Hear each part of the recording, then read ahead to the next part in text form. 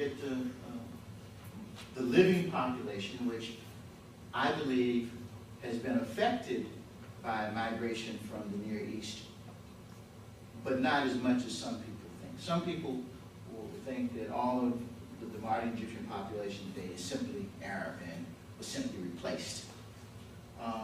I don't think that from a demographic point of view and from historical data that that's very likely. I don't believe it.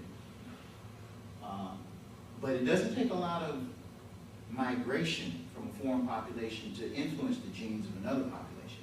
1% per generation, and you come back 2,000 years, you can have a huge, huge difference. Now, this particular Y chromosome marker is called the TAC or 49AF marker. And basically, TAQ stands for Thermus aquaticus. Thermus aquaticus is bacteria that lives in hot springs, like Yellow Springs in the US, and it's used to slice DNA. And without going into a lot of details about this, these markers are based on mixing up DNA with this marker. And this is what we get. We get, for Egypt, in a huge sample, north to south, you get 13.9, 39. So in total, and I should say, the markers 4, 5, and 11 in this case are all indigenous to Africa. They all have the highest frequencies are found in Africa. They correspond to some other genealogical lineages, which I'll talk about in a second. And another sample from Egypt, 52, you get similar numbers. 61% of 5 and 11, along with 7.7% of the 4. The 4 is what's found predominantly in sub-Saharan and tropical Africa. You do find frequency in Egypt and obviously in Sudan, but it's found predominantly in tropical Africa.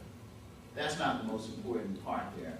And 7 and 8 are what's found in Palestine. So you see Lebanon, Palestine have a high frequency of 7 and 8. 12 and 15 are more common in Europe. You have in Libya, again, over 60% from these 4 haplogroups that again are found in Africa. And I'm going to show you that those haplogroups are actually connected. This is just some more information. Again, on those same haplogroups. Berbers in Morocco, over 70% have some combination of those markers. The greatest number, though, for the Nile Valley, for Berbers, is the haplotype 5. You see other populations here from the Near East that are very different.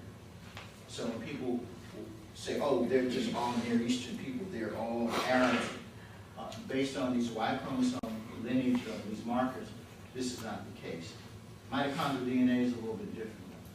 When you look at Lower and Upper Egypt, you see the breakdown. You see in Lower Egypt, the haplotype 4, at least in this one study, the haplotype 4 is only found in 1.2% in Lower Egypt, Northern Egypt. But as you go south, you find increasing frequencies, and then you find the reverse for the haplotype 5. Now, let's look at what these represent. Let me just tell you, haplotype 4, haplotype 11 in the screen that we've seen, and haplotype 4, all the members of the E haplogroup genealogically. And I'm going to show you this in a second. This is a Y chromosome DNA tree. Haplogroup A, and these trees are reflective of genes that are found on what's called the non-recombining portion of the Y chromosome. It's inherited father to son to son to son. In other words, these are not things subject to recombination, so you don't get any of this from your mom. These are straight lines of descent. All right?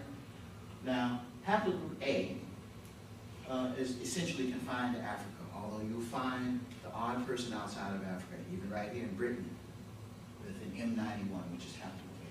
Haplogroup B is also basically confined to Africa, but it's scattered all around the continent. Now, the marker, the SRY 10131.4, that's at the node where you see A coming in to be in the rest of the group. Most human males share that SRY. Oh, it's only the people in haplogroup A who don't share that marker. Every other human male does. And even more so for M168, which is sometimes called the Eurasian atom, which is a mistake because it's the African Eurasian atom. Just to sum up, most males in Africa belong to haplogroup E, 73 to 80%. It doesn't matter whether they're Berbers, it doesn't matter whether they're Egyptians, it doesn't matter whether they're Congolese or Khoisan. The PN2 transition, and I'll just point this out to you, PN2, which comes off of the M68 gap. This is the family tree. PN2 had two sons, so to speak, M2 and M35. And M35 is found predominantly in an arc from Ethiopia up to Egypt, over to Morocco, and into the Sahara, but also in some other places. And M2 is found in the rest of Africa. So although you will have Berbers with blonde hair and blue eyes, and although you will have people who don't look like what people think of as a stereotyped African, and that's a problem, nobody thinks that the person from southern India and the northern Chinese are both not Asians. So you should not have any problem understanding that there should be African variability. This has to do with social history. This is the latest and unreadable but revision of the Y chromosome tree, but it's got all the latest markers on it. But once again, and it's got some refinements, M75, M33. This is the E haplogroup and all of its wondrous detail. And let's talk about, too, if you focus only on the twigs here, the bottoms, and you only did those markers, you wind up saying, everybody's different. Everybody's different. But so we need to look at major trunks. So it shows us PN2 had these two sons, if you will, that led to that. Here's another clearer illustration of it. This is the M35 in the older language, slightly older, 3 years old. E3B, bulk of the M35 Y chromosomes. And here's some data that actually you wouldn't have seen unless you saw Benson's book. I was able to get some unpublished data and from Mike Hammer's lab at the University of Arizona. And if you look up there at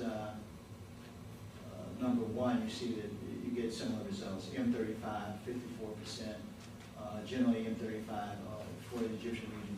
And curiously enough, you get some M91, not curiously, actually to be expected.